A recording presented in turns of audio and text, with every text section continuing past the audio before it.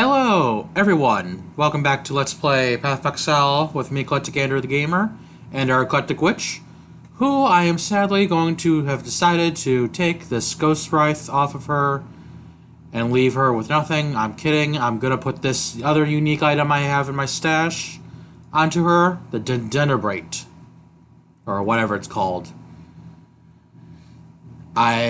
It's different. I am happy it gives me elemental resistance because Witchy's elemental resistance is not the greatest, which should be better, especially by the time I get to endgame or whatnot. I do have to change out added lightning damage for vicious projectiles, but it gives me an open spot again to put on Withering Step and have Withering Step going off every time I step now, so that's nice. But let us continue today in the Imperial Fields. We'll reach the Solaris Temple today. Oh, hey, Yellow Rat. I was talking about that last time, wasn't I? In the Grain Grate. I wasn't sure if there were yellow rats. Now I'm sure. There are yellow rats. Not just blue or white rats. So, the difference between the Dendrobrate and the Ghost Wraith is I added the evasion onto it. Not onto it, but it does have the evasion onto it, so that adds the evasion to Witchy. It does take away the life transfer to converted to energy shield. But I mean, Witchy's energy shield is so good. I mean, when she's got her Vile Bastion up to look at it, it's up to 50 right now. That's recovering so much of her energy shield per second. Basically, the only thing doing damage to her is life tap whenever she attacks, because that's what it does. That's the only thing taking away her life. And shield is basically completely recovered all the time. And so because of that, I have decided to take away the mastery point of the evasion energy shield to where my evasion recovers my energy shield. Because with Vile Bastion and how much damage I do not need that. I may decide later on to go into the Energy Shield Mastery for the 2% recovery evasion of Energy Shield for Energy Shield. That would be very good for Witchy, because look how much Energy Shield she still has, even without the Ghost Wraith on. But I also want to show off how much you can change up a build, how much you can change out in items and builds and gems, and just do whatever you want. Especially in this beginning part of the game, to where you're in the story mode and not in the end game doing the maps and whatnot, to where everybody says that's where the game really begins. Because that's how they do it, I guess, with Diablo and Path of Exile and probably a few other games. And yes, I am taking damage, I see that. And yay, a nice little level up. I was waiting for it. Oh, because what I would like to do... Oh, first of all, grab the waypoint. No, the waypoint's not up here. I was looking at my skill tree, and besides taking away this mastery node, I want to use this mastery node. 40 increased percent physical damage with skills that cost life, which includes my kinetic blast because I'm life tapping. So from 900 to 300, 190. That's very nice. Adds about 200.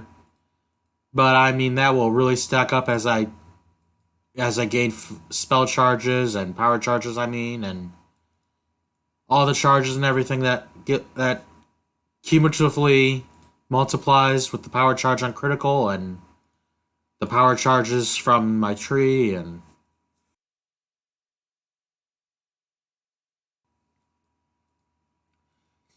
so we have returned to the Solaris Temple, which, as Momoa said, there was an exile who turned into a zealot of Solaris somewhere in this temple. Our job is to find him and take from him the Sun Orb, which probably will have something to do with Solaris herself. I wonder if there's some way to summon Solaris with that sun orb. I mean, it's not like we're completely ripping off Pokemon again and doing a Sunstone, Moonstone kind of deal with the same way Pokemon and Paper Mario do. But let us find this Exile, this Zealot, this Devotee, and wrestle from him the Sun Orb. Oh yeah, Vortex. I was talking to somebody the other day and I couldn't remember what my second spell was I had on my spell slinger. It is Vortex. I told him about Flame Wall, which of course I'm going to have Flame Wall on with a Wanderer, because a spell slinging Wanderer, because that adds fire damage to my attacks. And yes, the Degenerate is poisoning enemies based on how much physical damage I'm doing. And chaos damage if I had any chaos damage. Which I don't. See, my power's up to 6,000 already with... My attack power's up to 6,000. That's really, really good.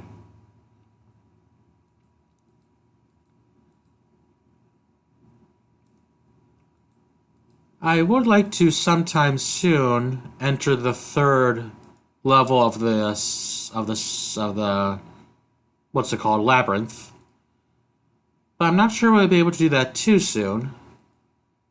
Because technically you are supposed to do it in the 10th act. Be able to do it in the 10th act, because the last Trial of Ascendancy is in that act.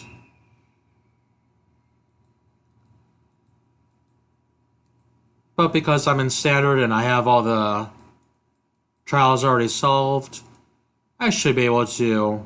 Ooh, nice drop. 2 6-socketed items. Means I get 14 Jeweler Orbs for selling them.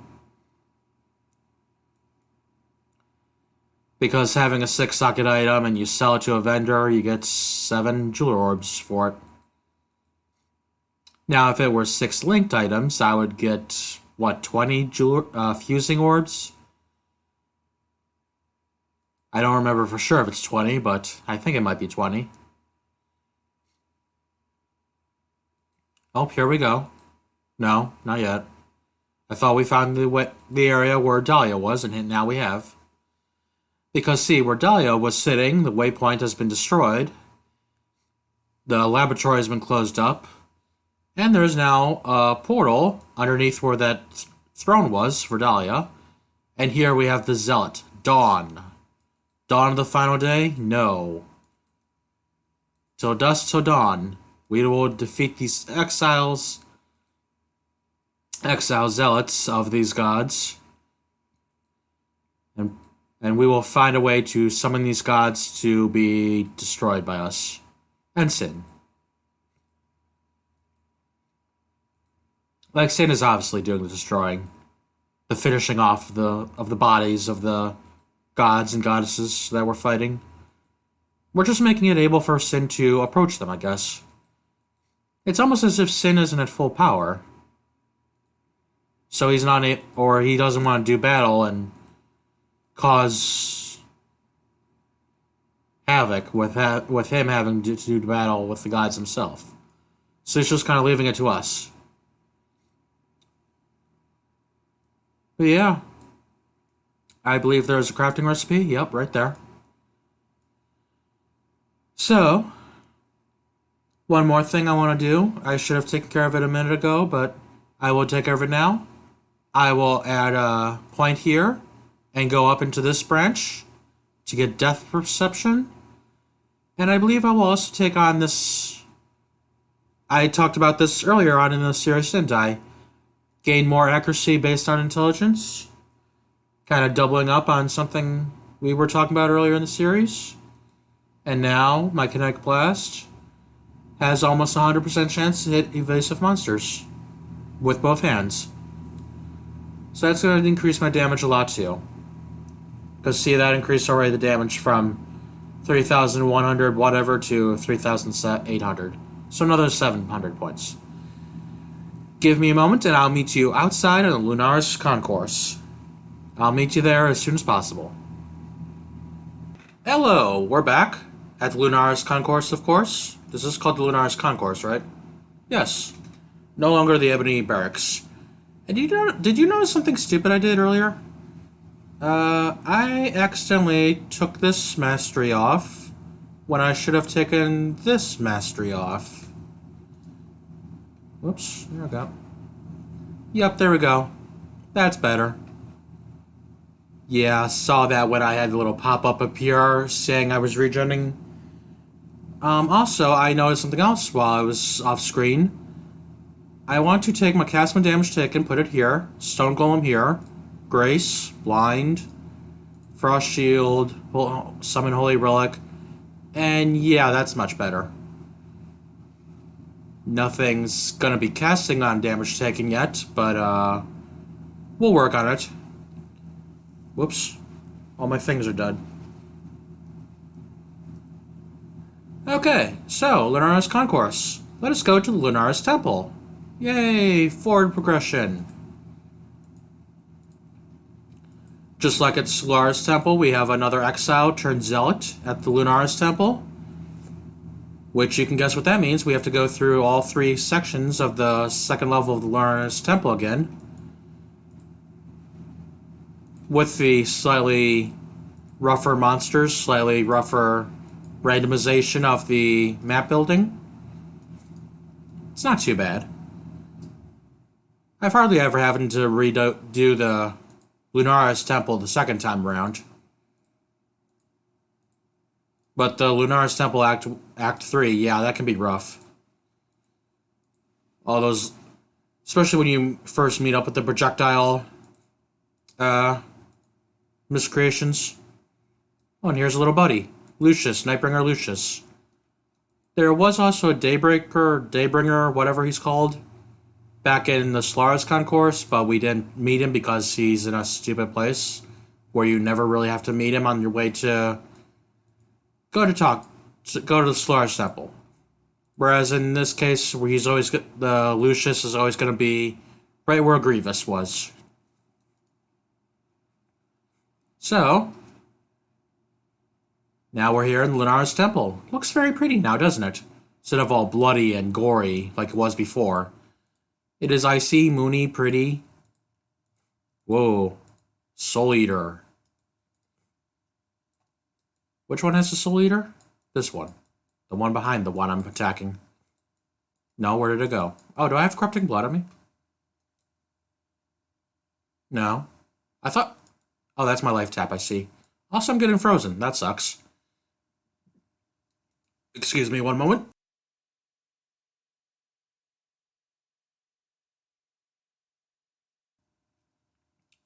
Ugh, yuck. Still a little sick. Yup, having some, okay, actually having some heartburn now.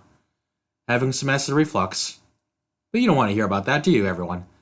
No acid reflux talk in the Lunaris Temple. Look at all these pretty little flowers on all the little sakura blossoms on the floor all over the place, the flower petals. Once we get down to level 2, you'll see what, Heidi's nightmarish creations of the temple has been transformed into. You'll see why why that ocean of blood was under the temple in Heidi's temple, whereas in Lunaris Temple it's going to be a little bit different. But yeah, we'll see a nice transformation to this temple in this act. It's very nice. Besides, I like the moon. It's too bad Lunaris is a bad guy in this game. Bad girl. She's a bad girl and I'm a dirty boy. No dirty boys. No bad girls. No, just, misbegotten gods. We have to fell. Believing in the zealotry of, stupid people leads them to become unforgiving and cruel and heartless and stupid and unjust. That's really the worst thing a god can be, is unjust. Makes it so hard for people living under that god to... Hey, Frost Shield popped off. Ooh, this looks nice. I get some more jeweler orbs. That's very nice. Ooh, and a coiled wand. Let's check this out. This wand. Move over the... Okay. Add lightning damage to spells and attacks. Okay. Lightning damage. Global accuracy. Chaos spell gems +1. This isn't good for me, but it would be good for somebody somewhere. Maybe not. It's got low attack power. But high critical chance. Whatever. I'm just gonna vendor it. Might be worth an augmentation orb, you know? Ooh, chance orbs. Oh, you know what? I don't know if, Hold on 1 second. Okay, just had to check something there. Let's not level up Frost Shield right now, since it's popping off on my cast damage. That way I can have it pop off a few more times before I... rather than not. It gives a little bit of defensive buff. Which witches need.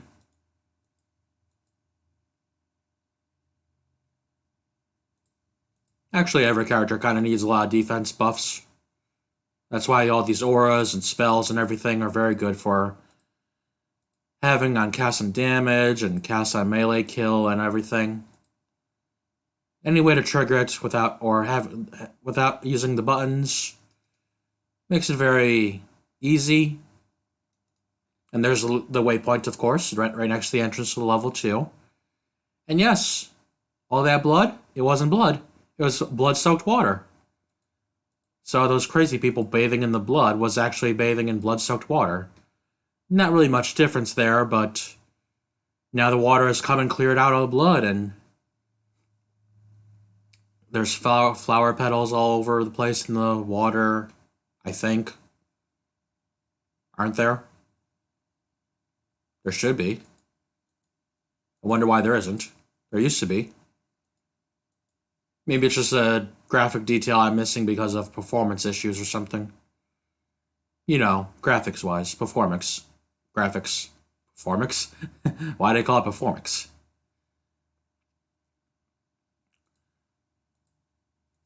The one tough enemy I would say is here in Act 8, though, are these soldiers. The frost-blinking soldiers. Because they will frost-blink at you, they will drop some banners down behind them or on top of you. And if you don't have a good cold resist, that can be very rough on you. Just everything they do can be rough. Can take you out almost instantly, if not almost within 3 seconds of attacking you. Especially when there's a whole group of them. That's also very bad. Kind of like how this, Ribbon just kind of summoned all his minions back to bomb me again. With that cold bomb AoE.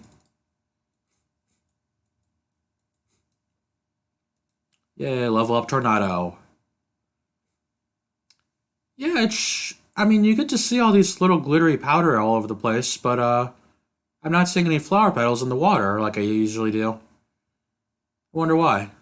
It really must be the graphics performance rating of my computer or settings I have at the moment. Usually there's tons of flowers all over the place. On the floor, in the water, just like up on the first floor, but it's not here. And we can also see how Lunaris' zealots are using these miscreations as well. It's not just piety that made the miscreations, like somebody said, Sin or the mysterious voice from the delirium years. Nightmares can come from sleep as much as dreams can. Oh, here's some flowers. Pretty, pretty flowers. Pretty, pretty petals. Why don't I just have My Little Pony go through my head? No, it's not My Little Pony, it's... What's going through my head? I can't even make out the words.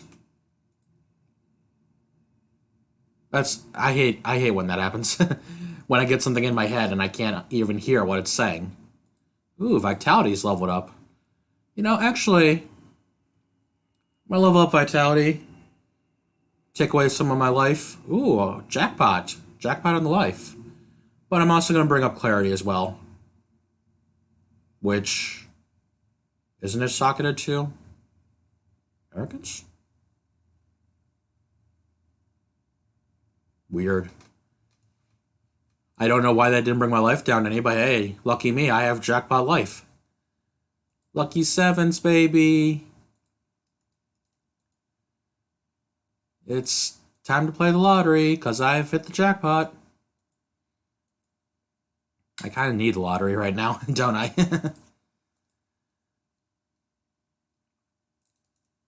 Video games is not a poor man's game.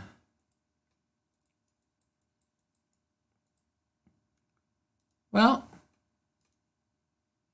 is that a Vol area? Let me go. No, it's just a torch. A very bright torch, very weird torch. Not a lot of torches down here in this temple. They're kind of more into the natural and reflected light. The icy goodness of the moon. Of space, the dead of space. So yeah, these Mist creations are kind of like Dead Space creations or something. You know, the video game series that I've never played, ever. They've also taken to wrapping up these dead bodies that Piety had around. They're kind of laying them to rest, if not making them into more Mist creations.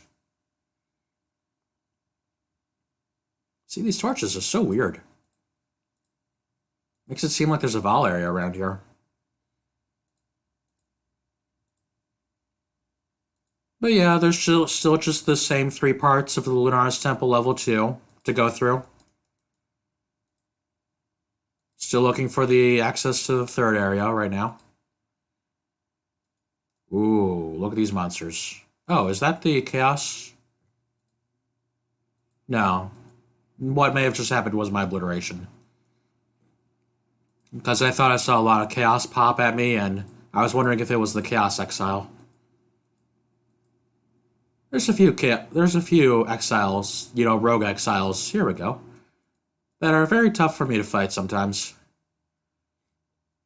Usually the Chaos one is one of them. Though she can be good for, sustaining your flasks if you have a lot of life flasks. Because she keeps summoning minions to attack you as well as throwing chaos stuff at you. So there is a very cool cold exile. She uses Frostbolt with the Void Spear microtransaction on it. And the Vortex too with the Void Spear microtransaction. So you get to see a pretty little black holes all over the place when you're fighting her. And she has a cool name too, Ultima. Kind of like Ultima Sia. But anyways, back into the portal, through to Piety's antechamber, and we find Dusk, Harbinger of Lunaris. Like I said, from dusk to dawn. I meant from dawn to dusk is what we're doing today.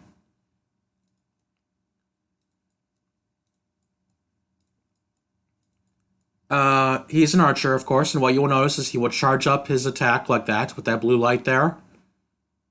And he will actually blink forward at you. Why he blinks forward at you, I will never know, but, otherwise he just does this. Then you also gotta really watch out for the moon orb, shooting all these, vortexes at you. They do, degen. Probably cold degen. Probably cold and physical both.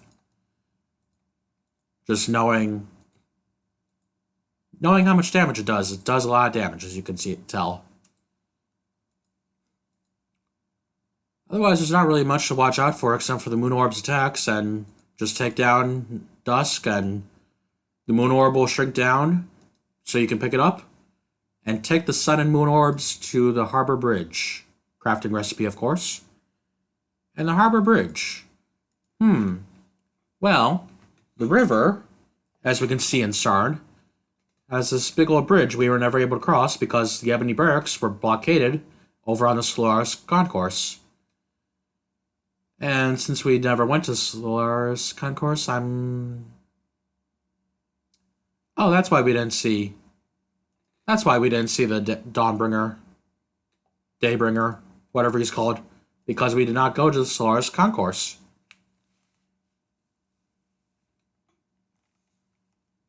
So, let's actually go from the Solaris Temple, try to find our way to the Solaris Concourse. Yes, Witchy, we know, when you're ready and not before. You're a very able girl, and you know when you're able to do stuff. You're quite aware of your abilities. You're very sure-footed and capable and honorable, even, in a way, in a fashion. And this should be the way to the Solaris Concourse. And it is. Yay. It's the same entrance we used in Act 3 to come to Dahlia. To find the Ribbon Queen. Gemlin Queen, even.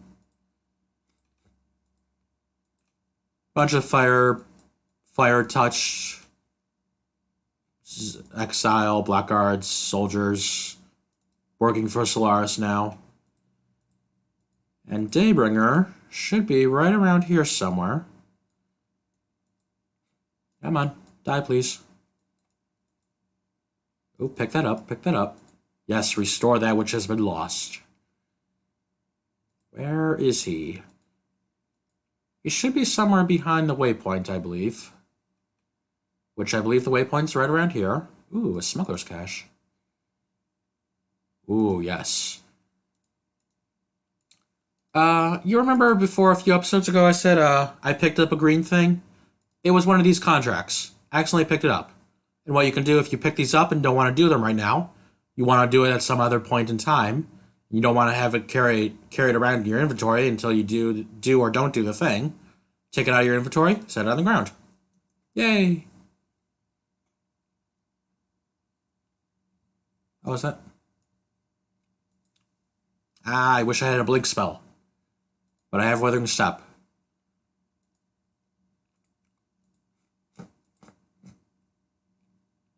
Okay, here's the waypoint. So, waypoint, pick up the waypoint. And let's really quick... Oh, did you see that sunburst? No. He should be here somewhere. You would think he's here. He's got to be here. I want to show him off really quick since I'm doing this really quick. There he is. Regulus. Oh, just like Loki from Fairy Tale. Ooh, a Chaos Orb. Good. Coming over here was worth my time. Worth my time and effort. Show that off for a Chaos Orb. And we're getting a little bit more experience while we are looking for Regulus. Hopefully we level up. We won't level up until just over the Harbour Bridge. But we are killing a lot of monsters. We did level up cast 1 damage. That's good. That's always good. Not always good. I'm sure there are times when people want to have low-level cast 1 damage at high levels. High-level characters with low cast 1 damage taken. Maybe to, like, sustain Blood Rage or keep putting out curses constantly. That'd be a good way to have those up and running constantly. But yes, the Harbour Bridge. This is a very interesting area because it shows off one of the aspects of the expansion for League of Legends to where they can have 2 separate clans of monsters fighting each other as well as you. Because, since we are bringing the Moon and Sun Orb to the bridge, there must be some reason for that, where maybe Solaris and Lunaris have reign of power over here. But if they're both sets of monsters are fighting each other, that must mean they're both here fighting themselves over this territory. Or something to that effect. Come on, level up Tornado. Tornado. Hurricano. Tornado. Tornado. Fly. Tornado fly. Fly. Go fly. Flee. Run from me. Run from the summoner. I just want to pick up these chromatics I saw drop over here. Always be nice to pick up chromatic orbs. And let's see here. 20 minutes of recording time. Not too bad, I'd say. Ooh, yay. I did level up, didn't I? Yes, right here in the middle of the bridge. Here we can see the two sets of monsters from Lunaris and Solaris both fighting each other. The ribbons are fighting, the soldiers are fighting. The statues are probably fighting. Oh well. Yeah, we could see them fighting each other here at the Harbour Bridge, right in front of this sky shrine.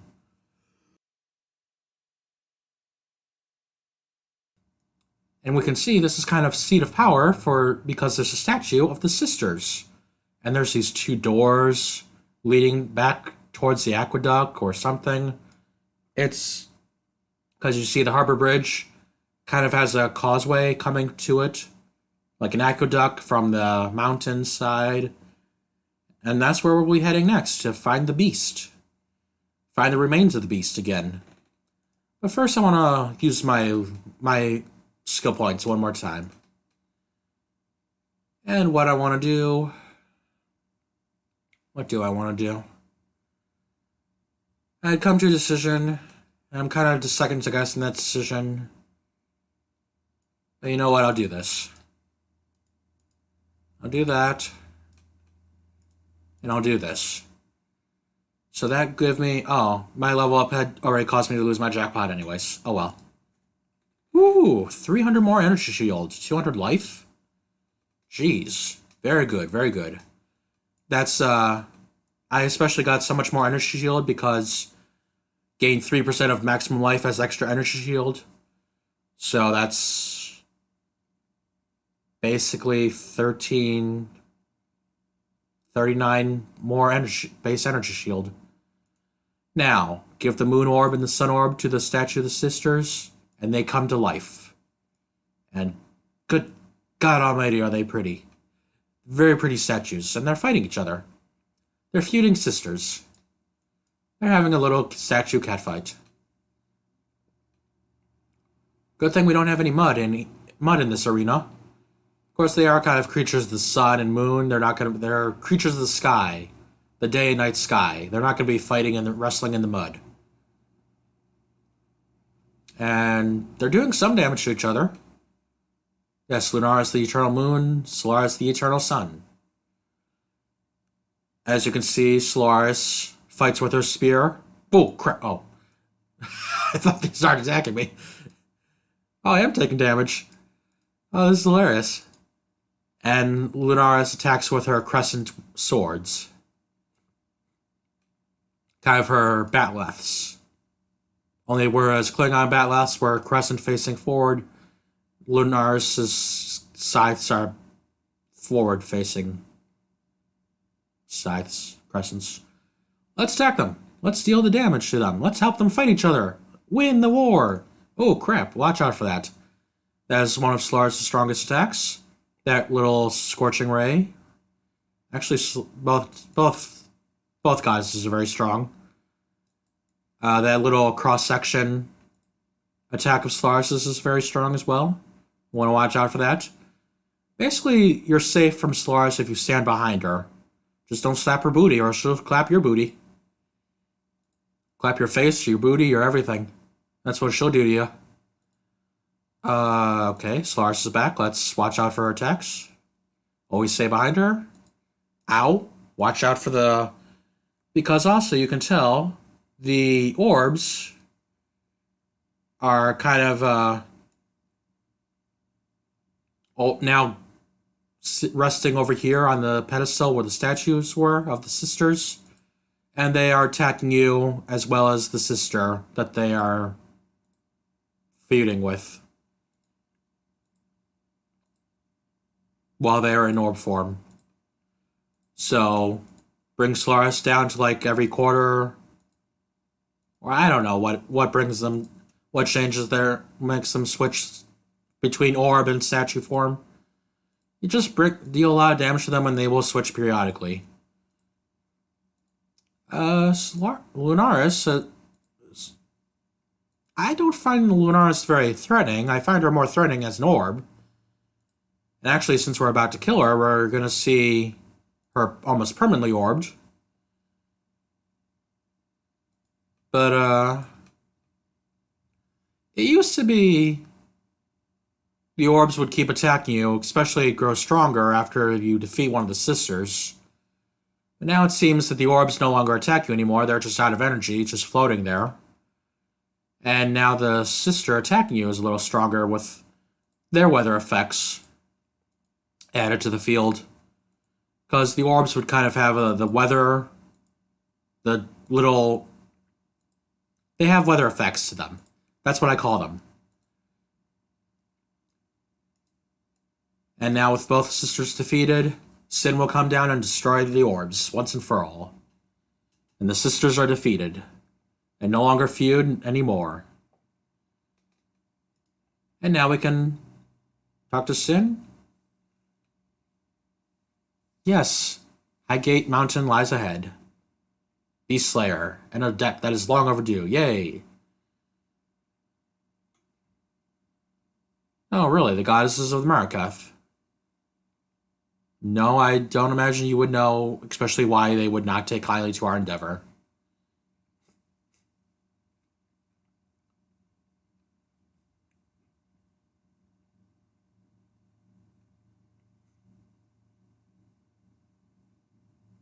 Oh, cool.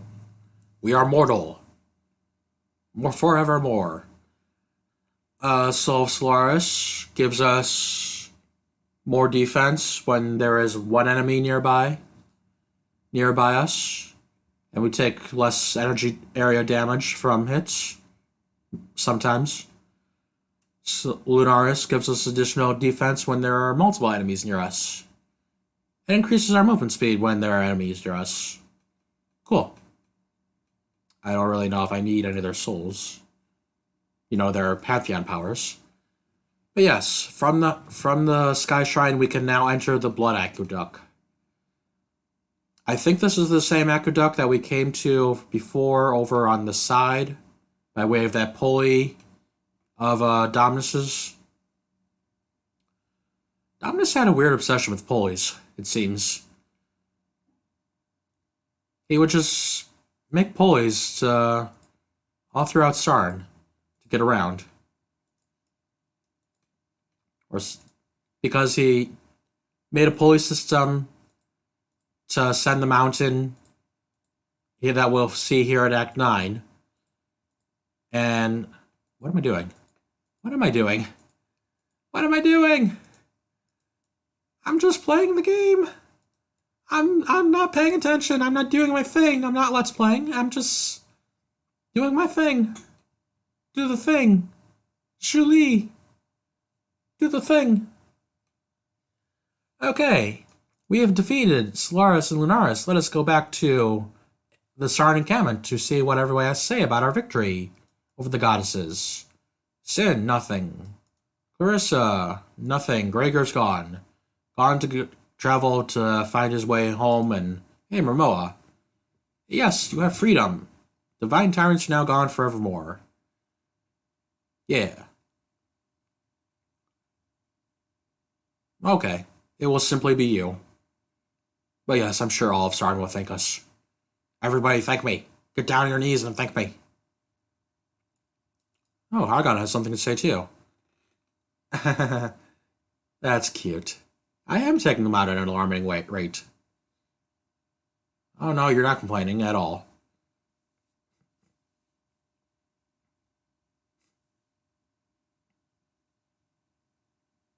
You want some castle orbs? I don't think I...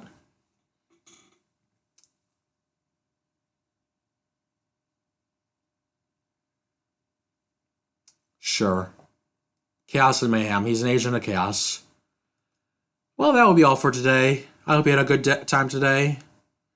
Take care of yourselves out there, and until next time, have fun. Bye-bye.